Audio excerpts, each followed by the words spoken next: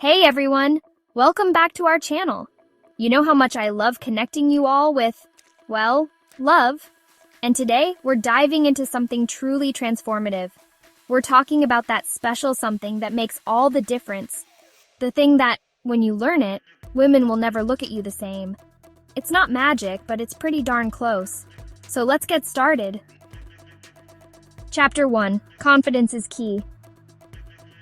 All right, let's talk confidence. You know that feeling when you walk into a room and you just own it? Confidence is like a magnet, it draws people in. It's about being comfortable in your own skin. Embrace your quirks, celebrate them. Everyone makes mistakes, it's how you learn and grow. Don't be afraid to put yourself out there. Pick yourself up, dust yourself off, and keep on shining. Positive self-talk is your new best friend. Tell yourself you're amazing because you are. Believe in yourself and others will too. Stand tall, make eye contact, and smile. A genuine smile can light up a room. Confidence is a journey, not a destination. Celebrate your wins and keep on growing. Now go out there and rock it. Confidence is contagious and attractive. Chapter 2. Communication is key. You know what's more attractive than a perfectly sculpted jawline or a winning lottery ticket? Being a good listener. That's right, communication is key, folks. And I'm not just talking about knowing how to string a sentence together. I'm talking about truly connecting with someone, about listening with your whole heart, not just your ears. Think about it. When someone genuinely listens to you, when they remember that funny story you told them last week, or ask how that big presentation went, it makes you feel seen, heard, and valued. And who doesn't want to feel that way? So, how do you become a communication superstar? Well, first things first, ditch the distractions. Put down your phone, silence the notifications, and give the person in front of you your undivided attention. Trust me, those text messages and emails will still be there when you get back. And speaking of listening, try to really understand where the other person is coming from. Ask questions, show empathy, and let them know that you're invested in the conversation. It's like that old saying goes, you have 2 ears and 1 mouth for a reason. Use them proportionally, folks. Now, I know sometimes conversations can feel like a game of conversational tennis, with each person waiting for their turn to speak. But here's the thing. It's not about winning points or dominating the conversation. It's about creating a genuine connection, a shared experience. And remember, communication isn't just about the words you say. It's also about how you say them. Your tone of voice, your body language, even your facial expressions all play a part in conveying your message. So relax, be yourself, and let your personality shine through. Oh, and one last tip. Don't be afraid to be vulnerable. Sharing your thoughts and feelings, even the scary ones, can deepen your connection with someone and create a sense of intimacy. It shows that you trust them enough to let your guard down, and that's a powerful thing. Chapter 3. Emotional intelligence, your secret weapon. Okay, let's talk about emotional intelligence, or EQ as the cool kids call it. Now, you might be thinking, what does EQ have to do with dating and relationships? And the answer is, oh honey, everything. Emotional intelligence is like this superpower that helps you understand and manage your own emotions, as well as the emotions of others. It's about empathy, self-awareness, and building strong, healthy relationships. Think about it. Have you ever been with someone who just seems to get you? Someone who understands your moods, supports you through tough times, and celebrates your victories like they're their own? Chances are, that person has a high EQ. They're in tune with their own emotions and the emotions of those around them. And that's a recipe for a truly fulfilling connection. So how do you cultivate this emotional intelligence? Well, it starts with self-awareness. Take some time to reflect on your own emotions. What makes you happy? What triggers your anger or sadness? The more you understand your own emotional landscape, the better equipped you'll be to navigate the emotional ups and downs of relationships. And speaking of navigating emotions, let's talk about empathy. Empathy is the ability to step into someone else's shoes and understand their perspective, even if you haven't walked in their exact same boots. It's about listening with an open heart, trying to see the world through their eyes, and offering support without judgment. Now, I know this might sound a little touchy-feely, but trust me, empathy is a game changer in relationships.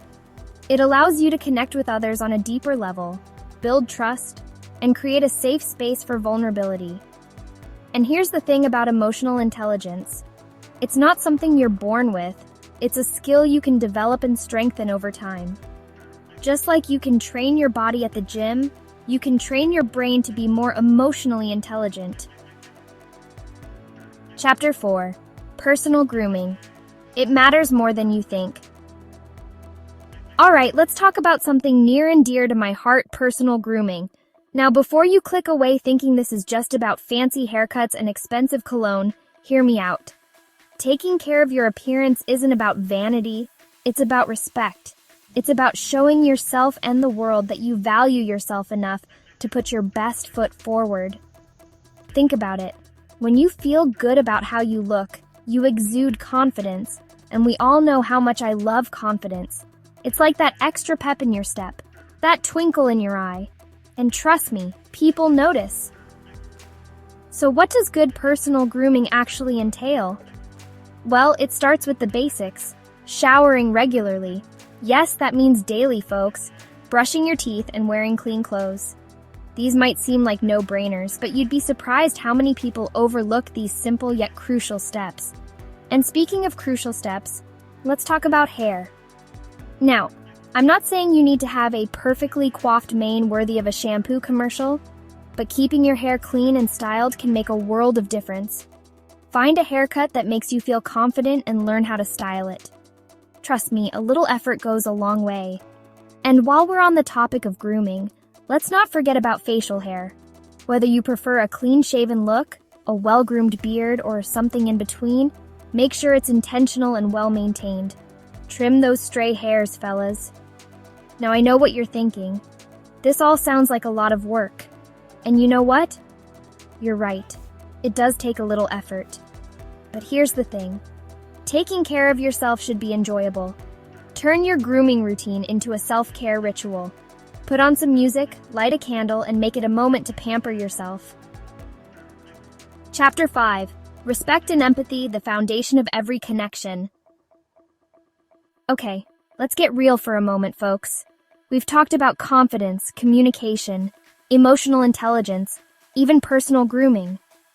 But none of that truly matters if we don't have the foundation of all meaningful connections, respect, and empathy. And when I say respect, I'm not just talking about holding doors open or using polite language, although those are always appreciated. I'm talking about treating everyone, regardless of gender, with dignity, kindness, and understanding. It's about listening to what others have to say, valuing their opinions, even if you don't agree with them, and treating them with the same respect you'd want for yourself. It's about recognizing that everyone has their own unique experiences and perspectives, and those perspectives deserve to be heard and valued. And empathy? Well, empathy is like respect's best friend. It's about putting yourself in someone else's shoes, trying to understand their feelings, and responding with compassion. It's about recognizing that everyone is fighting their own battles, and sometimes all they need is a listening ear or a shoulder to cry on. Now, I know what you're thinking. This all sounds great, but how do I actually put this into practice? Well, it starts with being mindful of your words and actions. Think before you speak, and ask yourself, would I want someone to talk to me this way? Would I want someone to treat me this way? And speaking of treating others the way you want to be treated, let's talk about consent. Consent is crucial in all aspects of life, but especially when it comes to romantic relationships. It's about respecting someone's boundaries, both physical and emotional, and never pressuring them into doing something they're not comfortable with. Remember, no is a complete sentence, and it should always be respected. Thanks for watching. If you found this video helpful, don't forget to like, comment, and subscribe. Tell me your thoughts in the comments below. And remember, these tips are not just about impressing women, but about becoming a better version of yourself. And who knows, you might just find that when you focus on personal growth, love will find its way to you. See you in the next video.